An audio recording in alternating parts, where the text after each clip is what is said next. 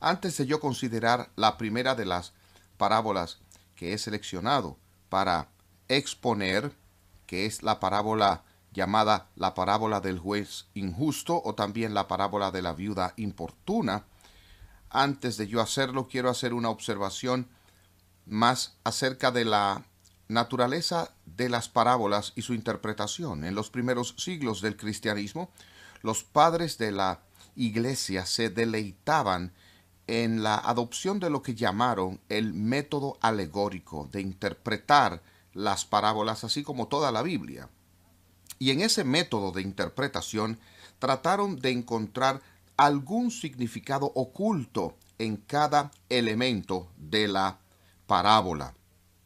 Tal y como pensamos en la alegoría del progreso del peregrino, cada persona que él conoce en el camino tiene un importante representante de un tipo de persona que nos encontramos y así sucesivamente. Así que los padres de la iglesia intentaron interpretar las parábolas de esa manera. Sin embargo, desde entonces y casi universalmente aceptado es que en su mayor parte, no en cada caso, pero en gran parte el significado de la parábola está en un punto decisivo central. Ahora, hay algunas parábolas que podrían tener dos puntos importantes o incluso tres en términos de su complejidad, pero no deben ser tratadas como alegorías donde tratamos de encontrar algún significado oculto de cada elemento en ella. Cuando hacemos eso, tropezamos con todo tipo de tonterías realmente.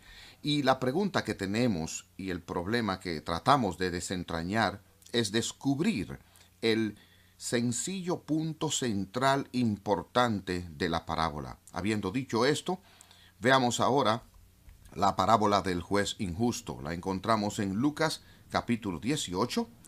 Y antes de yo comentar esto, voy a leérsela en su totalidad. Lucas 18, comenzando en el versículo 1.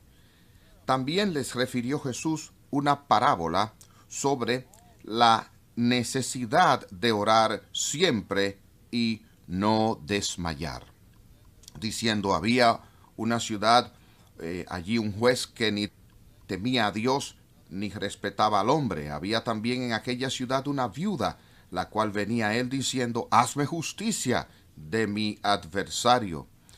Y él no quiso por algún tiempo, pero después de esto dijo dentro de sí: aunque ni temo a Dios ni tengo respeto a hombre, sin embargo, porque esta viuda me es molesta, le haré justicia, no sea que viniendo de continuo me agote la paciencia.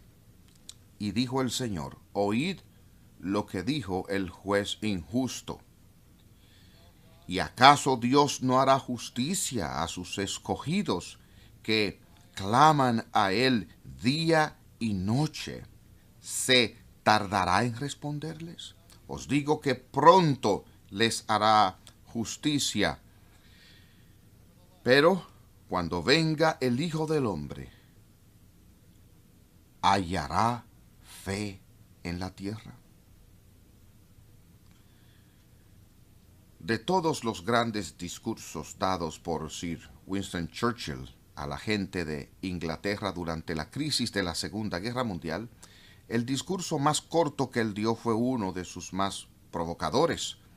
Fue cuando él fue invitado a hablar en su alma mater en Eton, y después que él fue presentado, se levantó y el Winston, en su forma inimitable, dijo a los estudiantes: nunca, nunca se rindan.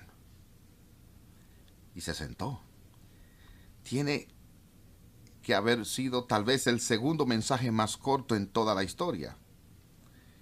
El primero sería Jesús. ¿Recuerdan cuando en la sinagoga dijo: hoy se ha cumplido esta escritura delante de vosotros? Y se sentó. Pero en cualquier caso, lo que Churchill estaba tratando de inculcar en estos estudiantes era este espíritu indomable de perseverancia, incluso en tiempos de dificultad, tiempos de persecución, tiempos de aparente derrota, ya que dirigió a su pueblo después de que Francia cayó ante los alemanes, diciendo: lucharemos contra ellos en las playas, lucharemos contra ellos en el mar, lucharemos contra ellos en los pueblos, lucharemos contra ellos donde quiera que los veamos, y así sucesivamente. Y él estaba llamando al pueblo a fidelidad persistente, que en tiempos de problemas no desmayaran, no se rindieran a la desesperación. Bien, aquí estamos bendecidos, porque al principio de esta parábola Jesús nos dice su punto central. Leemos que él habló una parábola a ellos, que los hombres, que es mandado que los hombres siempre deben orar y no desmayar. Y entonces la parábola es acerca de la oración persistente. Oración persistente en medio de problemas, oración persistente en medio de la dificultad, persistiendo en oración incluso cuando parece como si nuestras oraciones no suben más allá del techo.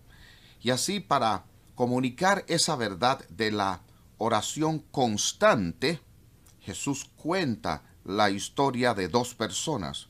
Una que es una viuda que no tiene a nadie que la represente, nadie que la defienda en los tribunales, nadie que encuentre justificación para ella contra su adversario. Y creo que ustedes están conscientes de que a través de las Escrituras hay un lugar especial en el corazón de Dios para las viudas, que parecen ser las más vulnerables de todas las personas en el mundo. Santiago nos dice que la esencia de la verdadera religión es el cuidado de las viudas y de los huérfanos, porque particularmente en el mundo antiguo la viuda no tenía ayuda.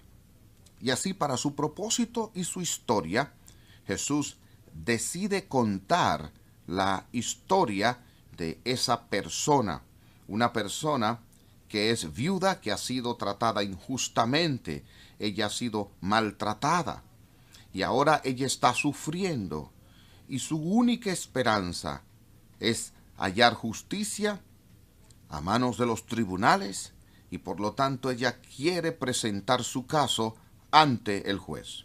Pero Jesús nos dice acerca de este juez, que había en una ciudad un juez que no temía a Dios, ni tampoco temía a los hombres.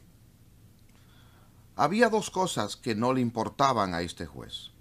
Ni le importaba acerca de Dios, ni tampoco le importaban las personas. Así que si ponen esto junto, ¿cuánto creen que él se preocupaba entonces por la viuda? ¿Saben que una de las cosas que vemos en nuestra propia cultura una y otra vez aparece en las películas y en programas de televisión, en novelas? Cuán a menudo, cuando una persona está en juicio, el resultado de ese juicio dependerá de la sofisticación de los abogados que están a cargo.